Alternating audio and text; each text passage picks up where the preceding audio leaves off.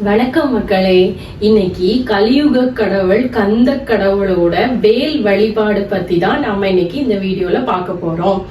வேல் வழிபாடு அப்படிங்கிறது எதற்காக வந்தது, ஏன் அந்த வேல் வழிபாட நம்ம வழிபடுறோம்? முதல்ல வேல் அப்படிங்கறதே ஆயுதம். யாரோட ஆயுதம் அப்படின்னு சொன்னா முருகப்பெருமானோட ஆயுதம். அது எதற்காக பயன்பட்டது அப்படின்னு சொன்னா போர்ல ஒரு வெற்றியை குறிப்பதற்காக பயன்பட்டது அந்த வேல். அது சூரபத்மனை அழிக்கிறது மட்டுமல்லாம அந்த சூரபத்மனுக்கு மோட்சம் கொடுத்த வேல். அதனாலதான் இன்னைக்கும் அந்த வேல் வழிபாடு அப்படிங்கிறது ஒரு விஷயத்துக்கு போறதுக்கு முன்னாடி வெற்றியே தரணும் அப்படின்னா அந்த வேல் வழிபாடு பண்ணிட்டு நம்ம போனோம்னா அந்த விஷயம் கண்டிப்பா வெற்றியே தரும். வேல் அப்படிங்கிற சொல்லே வெல் அப்படிங்கிற வினை சொல்ல இருந்துதான் வந்ததுங்க. அதனாலதான் வேல் ஏந்தியவர்களுக்கு வெற்றியை கொடுக்கும். அதனால வெற்றி வேல் என அழைக்கப்படுகிறது. இந்த வேல் வழிபாடு பண்றது மூலமா நம்ம வீட்டுல உள்ள தீவினைகள் அப்படிங்கிற கூடிய சில கண்கள், திருஷ்டிகள், அப்புறமா பாவங்கள், இது எல்லாமே எந்த ஏறும் அப்படின்னு சொன்னா அகன்று விடும் தான் சொல்லுவேன். இந்த வேல் வழிபாடுல ஞானத்தை நிலைநாட்டக்கூடிய ஒரு விஷயம் இருக்குது. வேல் அப்படிங்கறதே அகன்ற கூர்மையான வடிவமான உடையது. அந்த வேலோட ஷேப் எப்படி இருக்கும் அப்படின்னு சொன்னா கூர்மையா இருக்கும் இல்லையா, அதுலதான் நம்ம அறிவை குறிக்கிறது இந்த வேலு. அறிவானது, மனிதர்களோட அறிவானது எப்படி இருக்கணும் அப்படின்னு சொன்னா ஆழமானதாகவும் அகன்றதாகவும் முனியில கூர்மையானதாகவும் இருக்கக்கூடிய அளவுல மனிதர்களோட அறிவானது திகழ வேண்டும் என்பதற்கு வேல் ஒரு உதாரணமான சான்று. இதனாலதான் இந்த வேல் வழிபாடு பண்ணது மூலமா நம்மளுக்கு ஞானம் நல்ல முறையில இழுத்தோங்கும். அது மட்டும் இல்லாம அறிவுல குறைவா இருக்கிறது பெரியவங்க சிறியவங்க யாருமே கணக்கு கிடையாது. பிறக்கும் போதே எல்லாருக்கும் அறிவோடு பிறக்கிறது இல்ல. நம்ம வளரக்கூடிய சூழ்நிலைகள் தான் ஒரு மனுஷனை நல்ல மனுஷனாவோ கெட்ட மனுஷனாவோ தீர்மானிக்க கூடியதா இருக்குது. அப்படி நல்ல விஷயங்களை நம்ம அதிகமா பகிர்ந்து கொள்ள நம்மளோட அறிவானது கூர்மையான திசை நோக்கி சென்று கொண்டு இருக்கக்கூடியது. இந்த வேல் வழிபாடு மூலமா வறுமை முக்கியமா அகலும். கந்த கடவுளான முருகப்பெருமான் செல்வத்திற்கும் அதிபதிங்கிறது யாருக்கெல்லாம் தெரியும் தெரியல. ஆனா நான் சொல்றேன், முருகப்பெருமான வேண்டிக்கிறவங்க முருகப்பெருமான வழிபட்டீங்கன்னா கண்டிப்பா உங்க வாழ்க்கையில செல்வம் குவியுங்கிறது அச்சமில்லாத ஒரு விஷயம். ஏன் அப்படின்னு சொன்னா முருகப்பெருமான் செல்வத்திற்கு அதிபதிங்கிறதுக்கு முக்கியமான காரணம் யாரு அப்படின்னு சொன்னா அவருடைய மனைவி தெய்வானை.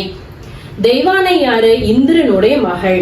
இந்த இந்திரனுடைய மகள் தெய்வானைய கரம் பிடித்ததுனாலயோ சூரபத்மனை வதம் பண்ணதுனாலயோ அவரு செல்வத்திற்கு அதிபதியாகவும் தேவர்களுக்கு சேனாதிபதியாகவும் விளங்குகிறார். அதனாலதான் வேல் மாறல், வேல் பதிகம் படித்தீங்க அப்படின்னு சொன்னா கண்டிப்பா உங்களோட வாழ்க்கையில வரக்கூடிய விஷயங்கள் அடுத்ததா நீங்க ஒரு விஷயத்துக்கு மூவ் ஆகணும், தொழில்ல நல்ல லாபம் ஈட்டணும், வியாபாரம் நல்ல முறையில பெருகணும், கால்நடைகள் நல்ல அளவுல பெருகி வரணும் அப்படின்னாலோ ஒரு இடத்துக்கு போகும்போது ஒரு முக்கியமான காரியமா போறீங்க, அந்த காரியம் வெற்றியை நோக்கி வரணும் அப்படின்னாலோ வேல் மாறல் வேல் பதிகம் அப்படின்னே இருக்குது. அதை படித்துவிட்டு நீங்க அந்த சூழ்நிலைக்கு ஏற்றவாறு சென்றீர்களானால் கண்டிப்பா உங்களுக்கு வெற்றி நிச்சயம் என்பது வேலவனுடைய வாக்கு. அதனாலதான் இன்னைக்கு வரைக்கும் பெரிய பெரிய சூழ்நிலைகளை பெரிய பெரிய பிசினஸ் மேன்ஸ் பார்த்தீங்க அப்படின்னு சொன்னா வீடுகள்ல நிச்சயமா இந்த வேல் வழிபாட வச்சிருப்பாங்க.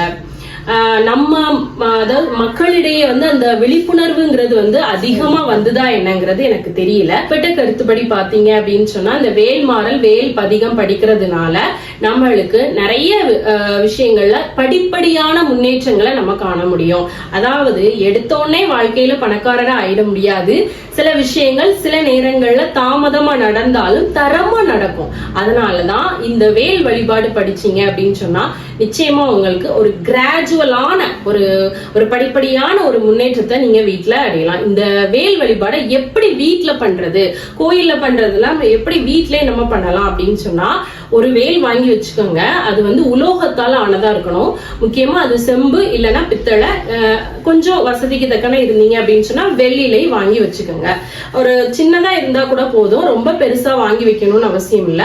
சின்ன வேல் வாங்கி வச்சுக்கோங்க. வீட்டுல தாம்பூலத்தட்டு இருக்கும் இல்லையா, அது பித்தளையிலயோ இல்ல செம்புலையோ இருக்கிற மாதிரி உலோகமா பாத்துக்கோங்க. அதை சுத்தி 6 விளக்கு வச்சுக்கோங்க. 6 விளக்கு எதுக்காக சொல்றேன்னா, 6 முகனுக்கு 6 விளக்கு, அறுபடை வீட்டுக்கு 6 விளக்கு. ஆக இந்த 6 விளக்குகளும் 6 விதமான பிரச்சனையை தீர்க்க வல்லது, 6 விதமான ஐஸ்வர்யங்களையும் கொடுக்க வல்லது.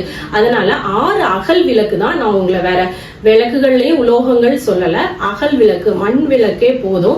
அகல் விளக்குல 6 விதமான அகல் விளக்கு வாங்கி அதை நடுவுல வேல் வச்சு அதுல நீங்க விளக்குக்கு தீப எண்ணெய் வச்சு ஊத்தினாலே போதும். பஞ்சத்திரி போட்டு வச்சுக்கோங்க. வெற்றலை இருந்ததுன்னா வெற்றிலை பாக்கு வச்சுக்கோங்க. அதுல பழம் வெற்றிலை பாக்கு வச்சுக்கோங்க. வச்சு வேல் மாறல் வேல் பதிகத்தை செவ்வாய்க்கிழமைகள்ல படிச்சீங்கன்னா ரொம்ப விசேஷமா இருக்கும். செவ்வாய்க்குரிய அதிபதி முருகன்கிறதுனால செவ்வாய் ஸ்தலமான செவ்வாய்க்குரிய நாட்கள்ல நீங்க இந்த வேல் மாறல வாரத்துல ஒரு நாள் படிச்சா கூட போதும். வேல் பதிகம் படித்தாலும் சத்ரு சம்ஹார வேல் பதிகம்னே இருக்குது. அந்த வேல் பதிகத்தை நீங்க படிச்சு வழிபடுங்க. கண்டிப்பா எடுத்த செயல்ல காரிய சித்தி உண்டாகும், வெற்றி உண்டாகும். வியாபாரங்கள்ல பல மடங்கு லாபத்தை பெறக்கூடிய அளவுக்கு கொடுக்கக்கூடியது நம்ம கந்த கடவுளோட வேல் என்பதை மறவாதீர்கள். நன்றி.